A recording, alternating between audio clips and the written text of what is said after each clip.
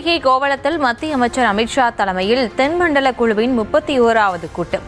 தமிழ்நாடு முதலமைச்சர் விஜய், கேரள முதலமைச்சர் சதீஷன், கர்நாடக முதலமைச்சர் சிவக்குமார், ஆந்திர முதலமைச்சர் சந்திரபாபு, தெலுங்கானா துணை முதல்வர் மல்லுப்பட்டி விக்ரமார்கா பங்கேற்பு.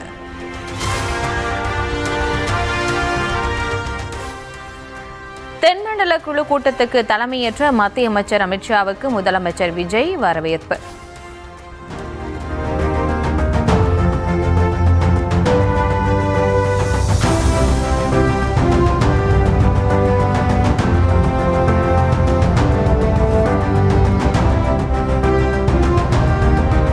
கூட்டத்தில் கலந்து கொண்ட மாநில முதல்வர்களை அமைச்சர்கள் ராஜ்மோகன், நிர்மல்குமார் ஆகியோர் வரவேற்று சிறப்பிப்பு.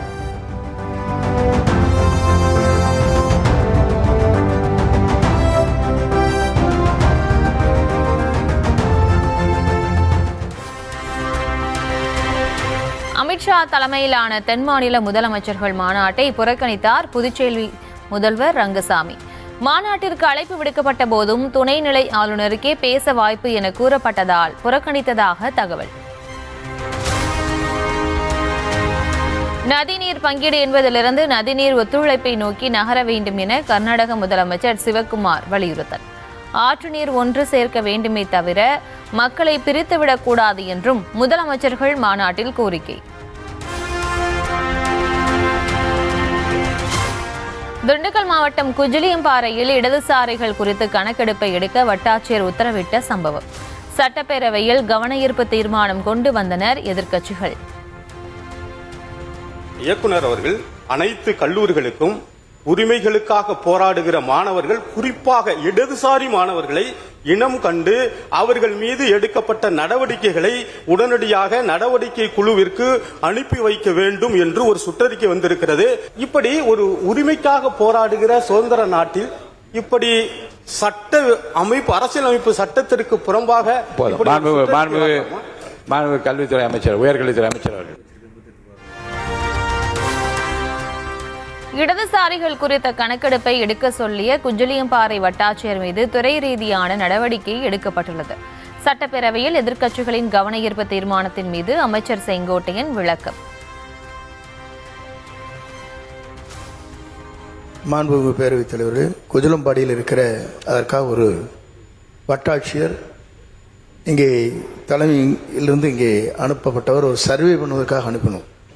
அவர் தேவையில்லாமல் இது போன்ற கடிதங்கள் எழுதி அதன் மூலமாக இந்திய கம்யூனிஸ்ட், மார்க்சிஸ்ட் கம்யூனிஸ்ட் இரண்டையும் யார் யார் இருக்கிறார் என்று புள்ளிவிவரங்களை கேட்டார்கள்.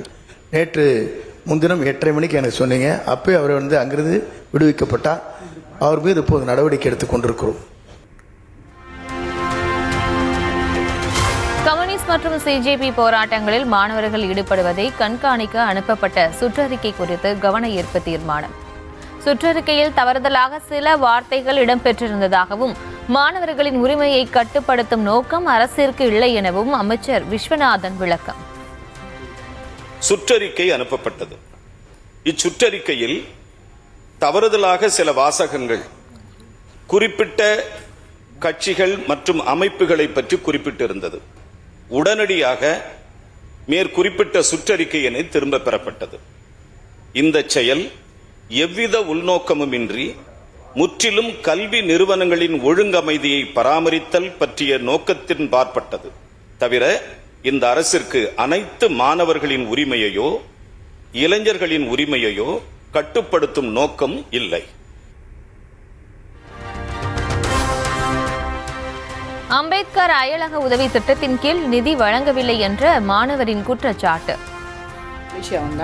அண்ணல் அம்பேத்கர் அயலக உதவி திட்டத்தின் கீழே நான் அந்த திட்டத்தின் கீழே தான் நான் இங்கே வந்தேன். இந்த ஆண்டு 2026க்கு எனக்கு அரசுக்கிட்ட இருந்து எந்த ஒரு ஹெல்ப்பும் வரலை. குறிப்பாக ரிசர்ச்சுக்கு எந்த ஒரு ஹெல்ப்பும் வரலை. கிட்டத்தட்ட 5 மாதமாக எனக்கு எந்த ஒரு உதவியும் அரசுக்கிட்ட இருந்து வரலை. 10 மாதங்களாகியும் உரிய ஆவணங்களை கொடுக்காமல் 36 லட்சத்தை கோரி மாணவர் வருவதாக அமைச்சர் வன்னியரசு குற்றச்சாட்டு. தொகை பெற்றபின் உரிய செலவினங்களுக்கான ஆவணங்களை உடனே சமர்ப்பிக்குமாறு அறிவுறுத்தப்பட்டுள்ளது. ஆனால் மாணவரால் கடந்த 10 மாதங்கள் கடந்த பின்னரும் அதற்கான ஆவணங்களை சரிவர சமர்ப்பிக்காமல் கடந்த 2ஆம் ஆண்டிற்கான உதவித்தொகை 36 லட்சத்தை கோரி வருகிறார். 10 மாதங்கள் கடந்த பின்னரும் அவர் இன்னமும் வந்து அந்த 36 லட்சத்தை அவர் கோரி வருகிறார். சவுதியில் ஈரானிய கடற்கொள்ளையர்களால் சுட்டுக் கொல்லப்பட்ட மயிலாடுதுறை மீனவரின் உடலை தாயகம் கொண்டு வர கோரி கவன ஈர்ப்பு தீர்மானம். மீன்பிடி தொழிலில் இவர்கள் ஈடுபட்டிருந்த பொழுது இவர்களை ஈரானிய கடற்கொள்ளைகள் தாக்குதல் நடத்தியுள்ளார்கள். இந்த தாக்குதலில் மாவீரன் 32 மீனவர் சம்பவ இடத்திலே இறந்துவிட்டார். மேலும் பால்ராஜ், சங்கர் மற்றும் மணிகண்டன் ஆகிய 3 மீனவர்களும் படுகாயத்துடன் சவுதி மருத்துவமனையில் சிகிச்சை பெற்றுவதில் ஏற்பட்ட அவசியம் குறித்து பாதிக்க வேண்டுமாய் அவனுடைய கவனத்தை கொண்டு வரேன். புலன் விசாரணை நடைபெறுவதால் உடலை அனுப்ப காலதாமதம் ஏற்படுவதாகவும் விரைவில் தமிழ்நாட்டிற்கு கொண்டுவர நடவடிக்கை எடுத்து வருவதாகவும் அமைச்சர் ஆதவ் அர்ஜுனா விளக்கம். புலன் விசாரணை நடைபெற்று வருவதால் மாவீரனின் உடலை இந்தியா அனுப்புவதற்கு காலதாமதம் ஏற்பட்டு வருவதாக கூறப்படுகிறது. மாவீரனின் உடலை விரைவில் தமிழகம் கொண்டு வரவும் காயமடைந்தவர்களை அழைத்து வரவும் தேவையான அனைத்து நடவடிக்கைகளும் மயிலாடுதுறை மாவட்ட ஆட்சியர் மேற்கொண்டு வருகிறார். மேலும் தமிழக அரசின் மீன்வளத்துறை செயலாளர் ஒன்றிய வெளியுறவுத்துறை மூலம் தூதரக நடவடிக்கைகளை மேற்கொண்டு வருகிறார். ரேசன் அரிசி ஆடு மாடுகளுக்கு மட்டுமே பயன்படுவதாக அமைச்சர் செங்கோட்டையன் பேச்சிற்கு கடும் எதிர்ப்பு. திமுக உறுப்பினர்களின் எதிர்ப்பால் சட்டப்பேரவையில் அமளி. ரேஷன் கடையிலே வாங்குகிற அத்தனை பேரும் ஆற்றுக்கும் கோழிக்கும் தான் அதை தீவனமாக பயன்படுத்தி கொண்டிருக்கிறார் என்பதுதான் நாடறிந்த உண்மை. ஆகவேதான்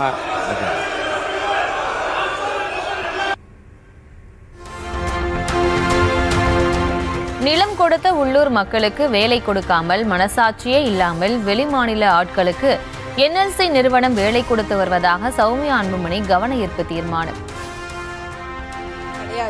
மனசாட்சியே இல்லாத நிறுவனம் எதுனா அது NLC தான். மண்ணின் மைந்தர்கள் அவர்கள். அவங்களுக்கு வந்து வேலை அங்க கொடுக்கணும், இல்ல ட்ரைனிங் போட்டு கொடுக்கணும். அதெல்லாம் கிடையாது.